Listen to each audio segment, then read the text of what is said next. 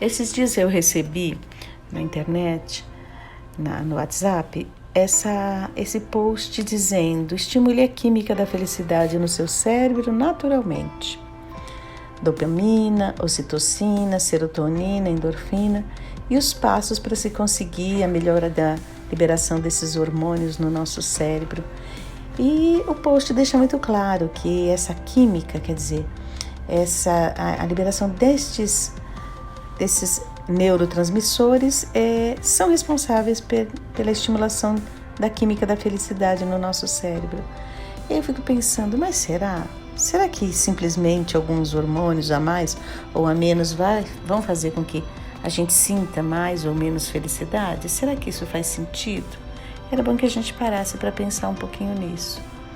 E aí eu me peguei, assim, querendo falar um pouco dessa questão dos vícios e das alternativas de libertação, porque a grande maioria dos vícios que nós todos vemos aí percorrer todo o arsenal, tanto médico, psiquiátrico, quanto os consultórios de psicologia e até parando mesmo nas notícias policiais, a gente vê que tudo isso tem a ver com uma busca da felicidade, algo que no ser humano é bastante inato, não é? Desde que a gente é gente, desde que a gente se entende como ser humano, nós buscamos a felicidade. E aí eu fico pensando, será que não existem outras formas de se estimular o aprendizado da felicidade no nosso coração diariamente? Aí a Joana de Ângeles, que é uma mentora pela psicografia do Divaldo Pereira Franco, ela traz algumas frases interessantes, algumas lições interessantes. Ela diz: és livre para imprimir na tua existência o padrão de felicidade ou de aflição com o qual desejas conviver. E aí a gente se pega pensando, nossa, meu Deus, né? Quantas pessoas estão aí buscando a felicidade através de algumas coisas, algumas substâncias, algumas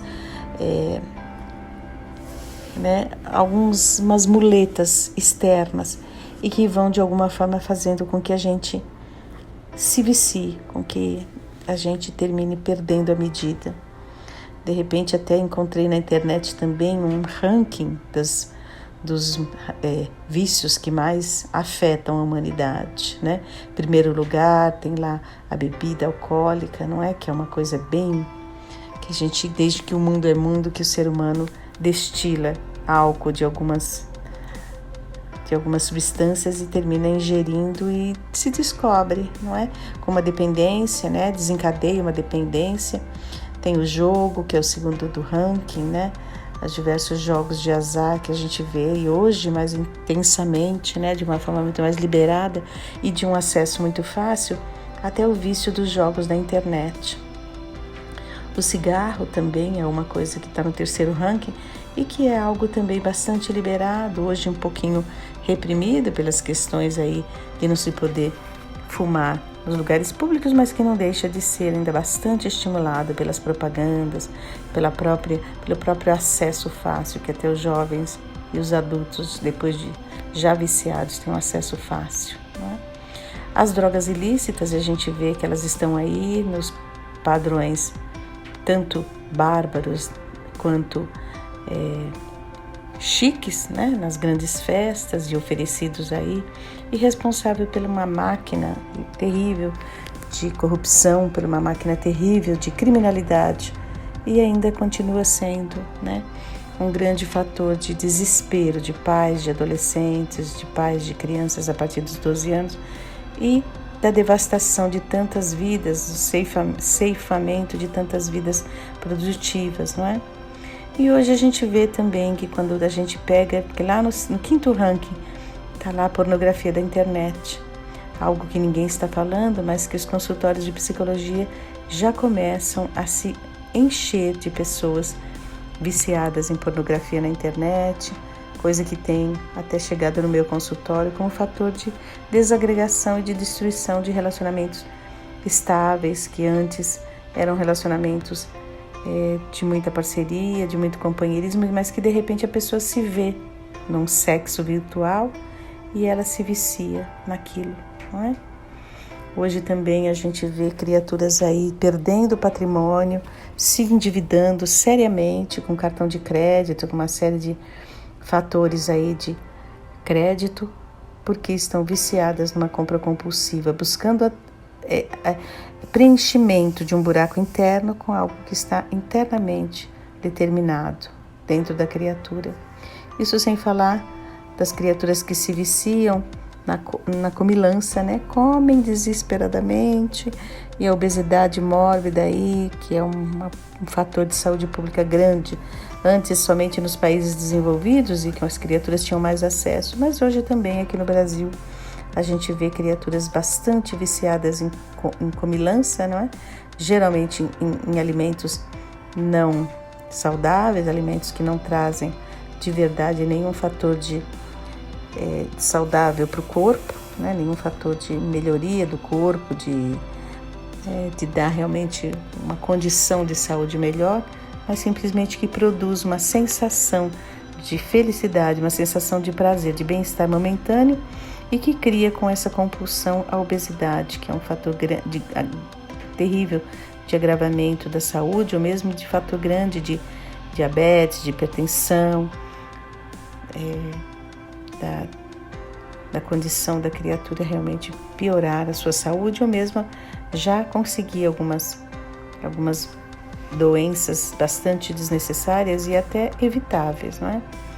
E aí tem muitos outros vícios que a gente olha, a gente fala, meu Deus, se a gente cai lá na dependência emocional, um vício terrível, onde a criatura depende da outra, não é? E ela não consegue viver sem a outra pessoa, ela se algema na outra pessoa, e aquela pessoa se torna um fator de dependência tão grande que esse é um problema grave também de saúde emocional e mental, porque termina levando muitas pessoas aos outros vícios e até ao suicídio, em alguns casos, quando existe o abandono do parceiro. E aí a gente pensa, meu Deus, o que nós estamos vivendo, né? Hoje, por exemplo, existem criaturas viciadas em emoções negativas, como a tristeza, a solidão, o vício em pensamentos catastróficos, negativos. Então a pessoa fica naquele monoideísmo, né? Naquele pensamento circular, onde sem perceber a criatura está lá, né? Vivendo e se alimentando negativamente, numa morbidez de pensamento, numa autodestruição, numa autossabotagem. E assim, o que me chama a atenção é que esses vícios todos, eles sempre começam de forma muito sutil. Muitas vezes a pessoa busca destruir um desprazer, e com essa busca de destruir um desprazer, ela cai numa fuga para obter um prazer. Os processos de mecanismo desses vícios são sempre multifatoriais. Então tem lá o fator neurofisiológico, que é bioquímico, o fator inconsciente, o fator emocional, o fator sistêmico e a gente vê que a gente só troca mesmo do objeto de vício, mas os fatores são sempre os mesmos.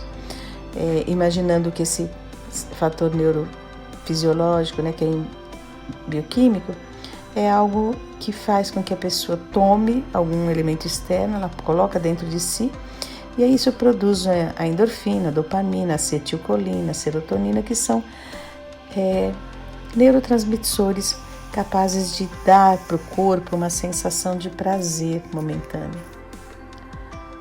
E assim, a gente observa que muitas pessoas se viciam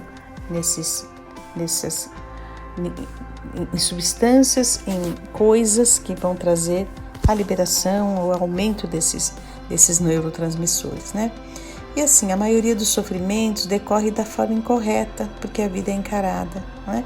Essa é uma frase também de Joana de Ângeles, e a gente percebe que muitos de nós, a gente encara a vida de uma forma negativa. Não necessariamente está acontecendo alguma coisa negativa por fora. Quando eu falo por fora, eu quero dizer, a pessoa se vê muito desesperada, porque muitas vezes a pessoa tem tudo que ela precisa do ponto de vista material, então tem uma boa casa, tem um carro, ou às vezes até mais que uma casa, às vezes até mais que um carro, às vezes um lugar até para ir passear, um lugar onde possa fazer algumas pequenas viagens, ou até a pessoa tem uma condição financeira que ela faz viagens, ela viaja, ela tem tudo o que ela quer do ponto de vista físico, material, mas emocionalmente tem um vazio, um tédio. Então, são pessoas que de verdade têm uma forma incorreta de encarar a vida, tem um vício no negativismo, na tristeza, na angústia, e tem uma fome de não saber o que bem, não sabe nem dizer, não sabe definir. Um fator interessante que a gente não pode esquecer é o fator inconsciente, não é? Então a pessoa ela traz dentro de si um tédio, uma angústia, uma depressão, uma condição de não se sentir feliz.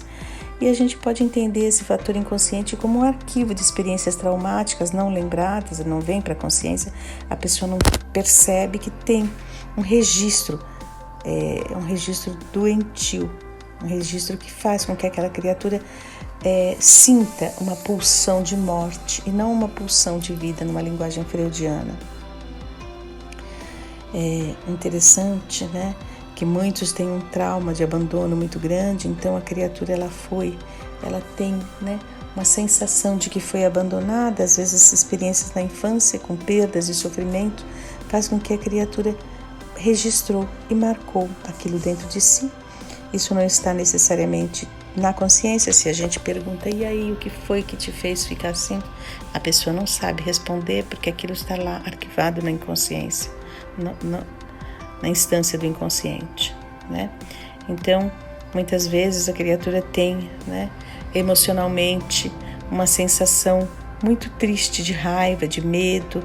Então as emoções, elas se impregnaram de emoções negativas, como a tristeza, a raiva, o medo, o nojo, né, que anestesiam, impedem a pessoa de ter um contato melhor, mais positivo, mais motivador com a realidade emocional da alegria, não é? Da sensação de ser amado. E é interessante que todos esses vícios que eu falei lá atrás, agora há pouco, eles têm gatilhos, não é? Então, algo que a pessoa precisaria parar e pensar assim, mas eu estou triste porque eu busco compensação. O que está acontecendo, né? Qual é a rolha para esse buraco? Então a pessoa termina buscando esse vício como se fosse assim um tapa-buraco, né?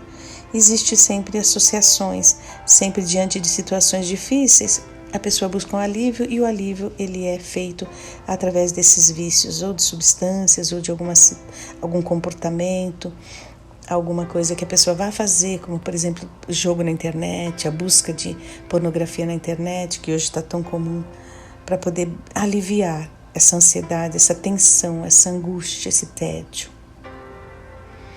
E aí é interessante, não é? Essa frase de Joana de Ângeles: o engano de considerar-se invencível, superior, provando o desconhecimento da fragilidade e da impermanência, especialmente do seu corpo, faculta ao ser prazer mentiroso que o desperta sob grande sofrimento. Então, assim, muitas vezes a criatura ela busca, né, mostrar-se para o outro. Tá aí as mídias sociais que não nos deixam mentir, não é? A criatura tem necessidade de mostrar para o outro, não é, que não tem fragilidade. E hoje a gente vê essa sociedade nossa, hedonista, uma sociedade onde a busca do prazer é uma busca compulsória, uma busca mentirosa, uma busca desesperada. Então a criatura não se permite sentir naturalmente a tristeza, naturalmente a raiva, naturalmente o desgosto, naturalmente a frustração. Ela busca anestesiar tudo isso com prazer mentiroso, não é?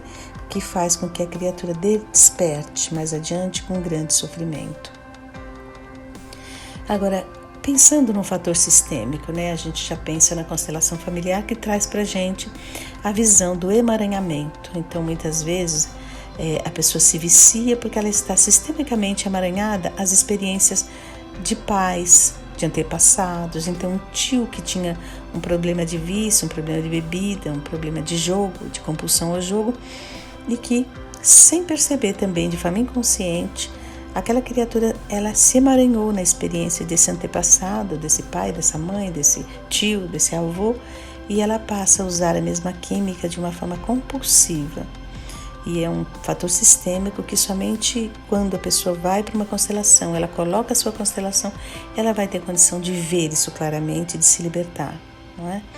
Então, é o que a gente chama em constelação familiar, o que o Bert Hellinger chama de honrar o pai alcoólico. Quer dizer, eu não posso tomar o pai e trair minha mãe, então eu me torno alcoólico como o meu pai.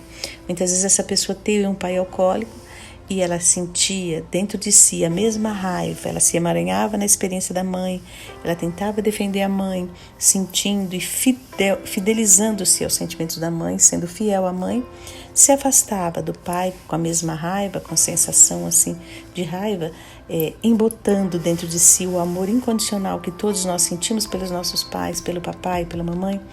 E a criatura simplesmente, ela depois, mais adiante, quando se torna adulto, sem perceber, de forma compulsiva, inconsciente, ela se torna o pai, de forma a honrar não só a mamãe, mas honrar o pai, se fazendo igual ao papai.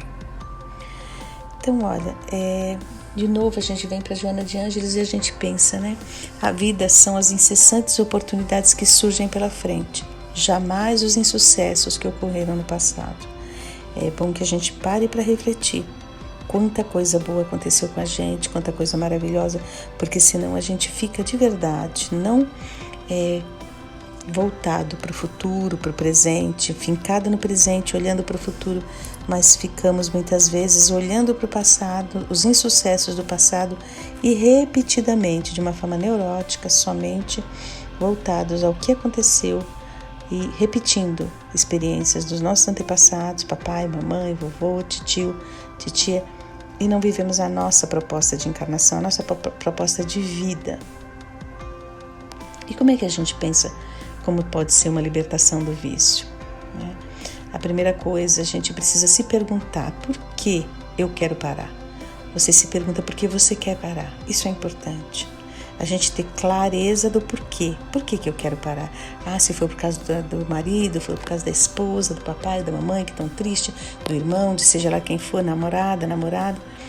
Não importa. Se o motivo de se libertar do vício for da outra pessoa, não vai conseguir. Porque não tem nada por fora que nos liberte. Somente o que vem de dentro, a força grande que cada um tem dentro de si mesmo, né? E muitas vezes a gente se auto-boicota, então a gente fala, eu quero parar por causa do cheiro do cigarro, minimiza, banaliza os efeitos e a condição, não é? Ou mesmo vem com aquela velha história de todo alcoolista. Quando eu quiser parar, eu paro. Um auto-boicote, uma negação, porque a criatura tem dificuldade de entender, de aceitar que de repente tem sim um problema com o álcool, né? Tem um problema com a bebida, com qualquer tipo de problema que me causa uma compulsão. Eu tenho um problema com jogo, não é quando eu quero eu paro, eu vou precisar de ajuda, vou precisar de fatores que me ajudem a alavancar a vontade. Qual é o primeiro passo? O primeiro passo é identificar os gatilhos emocionais, quer dizer, as associações para não ceder aos hábitos. Esse é o grande primeiro passo. O que é que me faz, né? Quais são os gatilhos? O que é que faz com que eu queira usar? Qual é o buraco que existe dentro de mim? Qual é a tristeza? Qual é a angústia? O que me faz ficar triste? O que me faz ficar com raiva? Para que eu possa usar isso como uma muleta, como um anestésico para a minha dor, para o meu sofrimento. Então é enxergar-se por dentro e ver até que ponto de verdade eu tenho essa capacidade de me enxergar, de me ver claramente, com honestidade. Eu observando quais são os gatilhos, necessariamente eu vou perceber quais são as associações que eu faço, como é que eu fiz a criação desse hábito, para que eu reconheça esse gatilho, eu reconheça as associações e eu possa interromper os hábitos. E aí a gente vê, né, que se a mente fez este caminho, eu preciso refazer o roteiro. Vou, né, dar 2 passos atrás e observar o que é que me faz, né? E uma coisa interessante, uma proposta aqui é que a gente possa investir um tempo para nós mesmos, né? E fazer um diário de bordo. Então, assim, a gente andar lá com uma caderneta, uma tabela, um papel, e cada vez que a gente tiver aquela sensação de angústia, a gente fazer uma anotação. Qual é a data, qual é a hora, qual é o local, não é?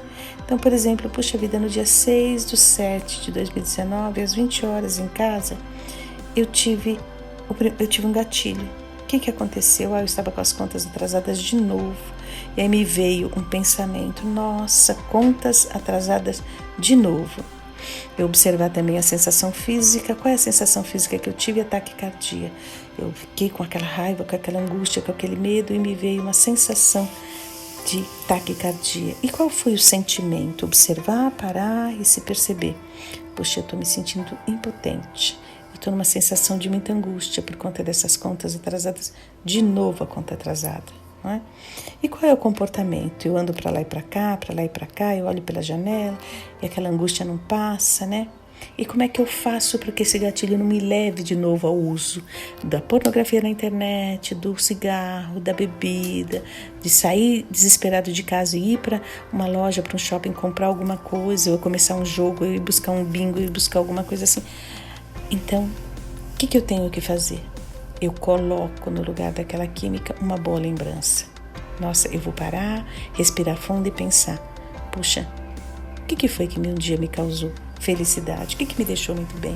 Ah, foi o dia que eu comprei meu apartamento. Ah, esse dia foi muito legal.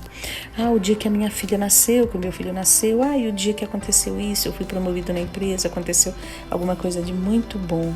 Então, todas as vezes que eu perceber que alguma coisa angustia, eu substituo o uso que eu faria, que me mantém no vício, por uma outra mensagem para o meu cérebro. Essa é uma coisa bem interessante, né? Então, com isso, a gente começa a aprender a processar as próprias emoções. Sair do piloto automático, se colocar no foco e ter clareza. O que é que está acontecendo comigo? O que me faz ficar assim? E aí, a gente vai buscar algo que realmente possa tocar lá dentro do nosso interior e fazer com que a gente mude, com que a gente vença. Isso que faz com que a gente se mantenha na escravidão de algum fator externo que não traz felicidade. Pelo contrário, muitas vezes traz a destruição nossa, a nossa própria destruição. Como nós aprendemos nos Alcoólicos Anônimos, em todos os anônimos, a programação dos 12 passos, quando a gente observa aqui a comprovação dos Alcoólicos Anônimos, dos grandes estudiosos das compulsões, especialmente do álcool. O vício é algo que é incurável, não tem cura, tem somente controle. Ele é incurável, ele é progressivo. Aquela mesma quantidade de química que eu usava, aquela mesma quantidade, aquelas 2, 3 doses do álcool que eu usava agora, depois de alguns anos, eu tenho que usar muito mais. A sensação de prazer é muito menor, então eu vou usando cada vez mais, buscando a sensação de prazer que eu tinha lá no começo. Então, é uma doença incurável. Eu posso parar, mas todas as vezes que eu usar novamente, vai voltar a compulsão. Ela é progressiva, sempre vai ter um progresso, vai ter cada vez mais necessidade de usar, de fazer aquilo para me dar o mesmo prazer. Porque meu organismo cria uma resistência àquilo. E é uma doença fatal. Porque a primeira coisa que morre, a gente morre do ponto de vista da nossa própria autoestima, da nossa própria autovalorização. E incurável, então, progressiva e fatal. Mas assim, no nosso interior, a gente precisa entender que existe um diamante bruto, escuro e informe. Fulgura uma estrela que aguarda ser arrancada a golpes de cinzel e lâminas lapidadoras. Não há ninguém que não possua bondade interior. Há, sim, nos refolhos da nossa alma, a presença de Deus, como luz coagulada, aguardando os estímulos de fora, a fim de brilhar com alta potência. E assim, então, nós encerramos hoje a nossa fala. Muito obrigada.